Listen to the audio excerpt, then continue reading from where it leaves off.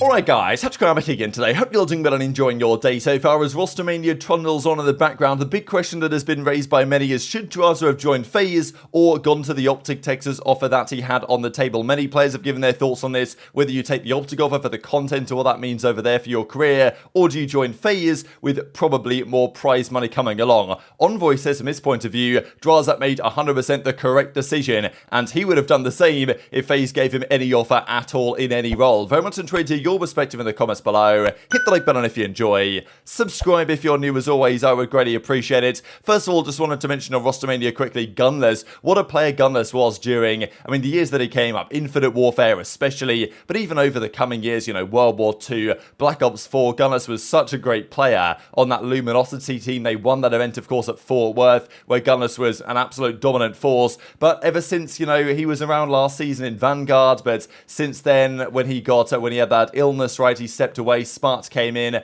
They won that event somehow at Major 2. One of the biggest flukes, you might admit it must be, to be honest, of all time in the CDL. And that kind of left Gunless without a spot in the league. And since he's gone down to challenges, it hasn't quite been the same down there for him, unfortunately. And I do wonder whether he's going to ever find a spot ever again in the CDL, because there's not really been a name that's been in conversation for getting a spot going forwards. Now, I've got to talk about some drama here. This is something that usually in the regular season I'd be like, all right, Veli, you tweeted this, you deleted it, I'll leave it, right, you'll get away with it. But, it's the off season, so unfortunately, if you post something and people screenshot it and send it to me that maybe you didn't want to do, then, it's not my fault that you tweeted this in the first place. So I thought this is interesting, to say the least, because it's going back to the Caster 2, Caster 3 drama. You guys may or may not remember, I'll just refresh your memories a little bit, of roughly champs, or was it the final major of last season, something like that anyway. There was a confrontation, right, between Veli, who used to host the CDL last season,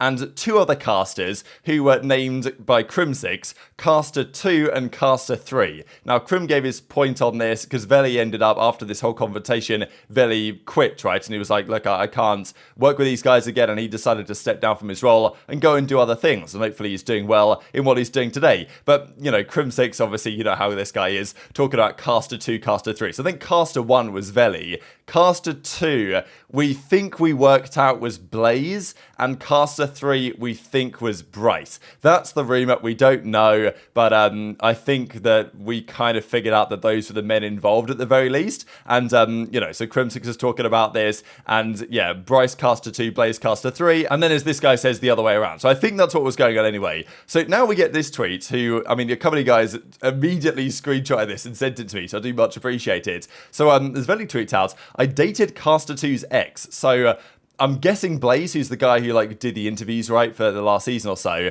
It might not have been him. We don't know, but, Veli's obviously implied that it is, we think, after I left the CDL and have a recording from her on how he was coming for my career. I'm still winning, but, life is funny. So, I just thought it was interesting, right? This just goes to show, as far as I'm concerned, the talent world in esports in general is just unbelievably toxic at times. I know that some of the talent actually do get on well, but there is a lot of backstabbing that goes into these circles. There's a lot of leaving dead bodies behind to try and get where you want to be type thing, which is why I've never really been interested in being a caster analyst or something like this, at least on a longer term basis, because I don't think it's a particularly enjoyable experience to be a part of some of this stuff at times. But anyway, that's your little juicy COD behind the scenes drama update of the day. Now, I wanted to mention Rostermania with Seattle Surge, and I stumbled across this team that was formed for the Cold War season. Of course, they made changes over time, right? Standy came in and all this, but just look at this team and think, how is it possible they actually formed this roster, right? Because at the time, Attach and Priestahh were meant to be the subs, and Accuracy and Major Maniac were the ARs. But Accuracy is a slow AR, Major Maniac is a slow AR, Attach and Priestahh, okay, Attach today is a slow AR. At the time he used to be a slow SMG, but I think many people knew even then that he probably would be better on the flex role. Priestahh could always run a sub, but, is today better go on the flex roll. So, I mean, you're looking at Surge and you're thinking, damn, poor Huke, right? This guy Huke he's going to be the only SMG there, really. You've got Illy, you've got Arcetes, you've got aBeZy. So, you know, Huke's got to do it all on the SMG. But then you look at that Minnesota Rocket team and you think, well, damn, like maybe they had it even worse back in the day. And I know that some people are saying that our Seattle team is being somewhat underrated right now, and I can understand why you might think that's right, as we see with Huke here, his results since the CDL. 5 championships, he won the World Championship in the first year, 9 appearances in finals, very high average placement, and actually this is kind of incredible. 41% of all events he's attended in the CDL, he's made the finals.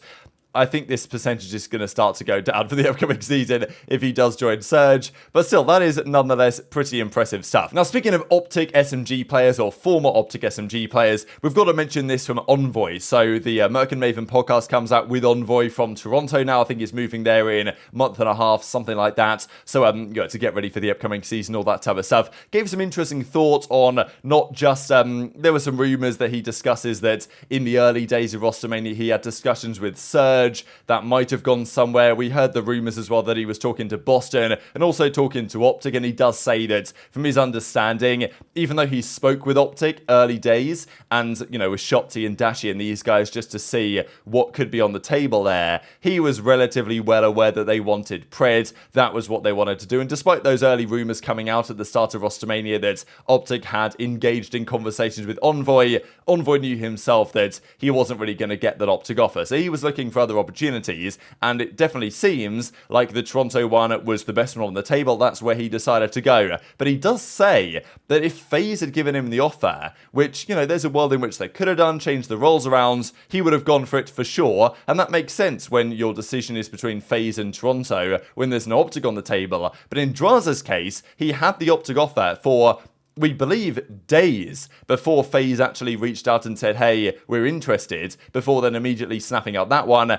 And we saw, you know, the OpTic podcast afterwards, they don't seem so happy that he made that call. Envoy, though, says that if Drazah joined OpTic, he would have been an absolute idiot. People want to know, I'm sure that people want to know, was OpTic back on the menu, or was that just sort of, you're like, nah, that's not happening? I actually did my due diligence and like talked with like Ant, Bruce, and them, you know, doing my bit of scheming. But like ultimately, I was kind of telling you guys, like, bro, when Pred's on the market, like they want the next big thing, you know, or any of these teams, like Pred is the next big thing. Like, I feel like he hasn't had the results like he's been looking for like the last 2 years. He's obviously done well for himself, and like they beat us a bunch of times. But like you can't pass that up. You know, I'm not like I have clear vision when it comes to that. You know, I know you know people's intentions when you talk to them. It's like, yeah, maybe I did talk to like OpTic a little bit, but at the end of the day, like like what you guys heard the whole year, like, bro, they want Pred. There's no way they don't. Like, obviously, time will tell. Yeah, Canon and AR again. Time will tell. You know, they always do the preseason rankings and stuff, and I'm here for all of it. But at the end of the day, like, sometimes people show up, sometimes they don't, and the expectation is just insane for, like, you know, every you know, supporter fan of every team wants their team to be first or second every single event, and you just have bad events. You have bad events, you have bad weekends, bad online matches, and that's just like the name of the game. So you could try to be as consistent. Yeah, that's what he gassed it so much. Like, people call me a dick writer for FaZe, but like that, it's insane. The top for like 4 years. It's unheard of. That's why, like, I was even talking to Zach, and he's like, bro, should I go to FaZe or should I go to OpTic? I'm like, bro, if you don't go to FaZe, you might be the biggest idiot I've ever met, because, you know, they could tell me I'm running main AR, I'm going to FaZe. Like, yeah, yeah, like, I'll figure it out. But yeah, I mean, I don't know. All the teams look really solid. It just comes down to the weekend, or, you know, once we get there, how the game is, maybe. So I must say how fascinating I find it, how different the opinions are and how emphatically these opinions are expressed across different areas, right? Because we've had methods before say that, you know, if you don't take the OpTic offer, you're an idiot. And I totally get methods' point of view. But then others, the likes of Octane, and, you know, people have said, well, you know, join FaZe, you get the prize winnings and you get the potential to set a real legacy. But clearly Pred has also, you know, we don't know if he had a FaZe offer. We don't think he necessarily did, because, you know, they probably wanted to make the change they wanted to make, and they've done with Cellium to the main, bring in a flex player. But I'm 100% certain, really, that if Pred was offered FaZe, I think he would have taken OpTic anyway, and I'm pretty sure he might have even said something to this effect. But even if he didn't, I think we can reasonably assume that Pred would have, you know, taken the OpTic offer regardless what he thinks that means for his future career. He obviously thinks he can win there as well, let's not forget. I mean, it's not like Dashy, Kenny, and Shotzzy is a bad trio to play with. So it seems like Pred values that more than the FaZe stuff, but then other players have a very different perception, right?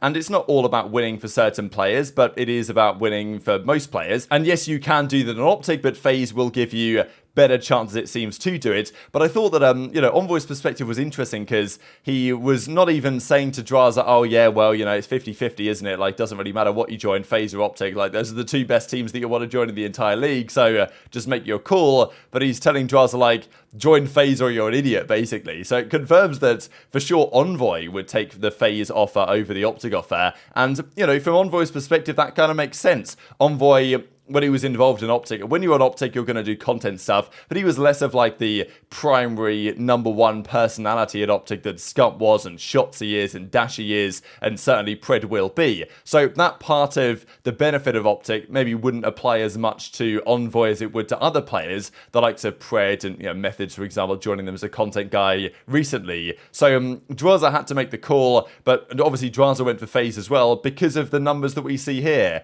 Yes, 7 championships won.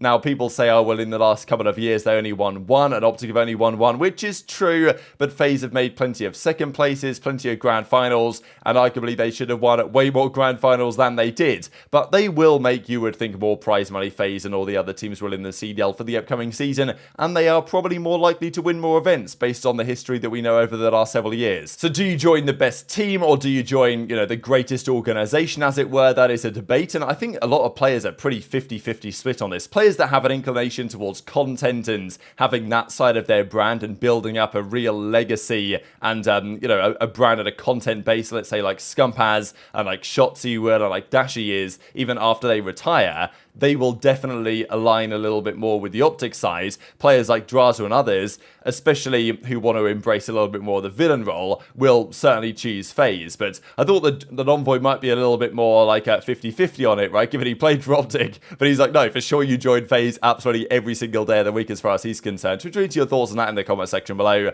couple of quick things to mention before we close out. Thought this is kind of remarkable that only, 8 players, and one of them for a very short period of time, have played with all 3. Now, unfortunately, never at the same time. We never had a Scump, Crim, Clay +1 team, unless I'm like misremembering a crazy squad. But all of these players played with these 3 at some point or another. One of which, of course, is Enable with a brief tenure on the OpTic team. But Shotzzy and Illy have played with both of these guys, and Huke. So it's kind of incredible how exclusive this list is in some respects, of players that have played with all of these 3, some of the greatest of all time, pretty much excluding Karma and maybe Formal. And Formal isn't even on this list, having never teamed with Clay, of course, but Shotzzy, Illy, Huke are, Nature is, Enable is, Aches and TPR, because they played with Crim and Cloud Complexity, and they played with Scump on Quantic Leverage way back in the day, and then Zuma, briefly, of course, having played with Clay for a long time, subbed in for OpTic when Dashy had his visa stuff, and played with Scump and Crim. But a very exclusive list, it's got to be said, so very much enjoyed to hear your thoughts on all this stuff in the comment section below. Hit the like button if you enjoyed, subscribe if you're new, take care, and I'll see you next time.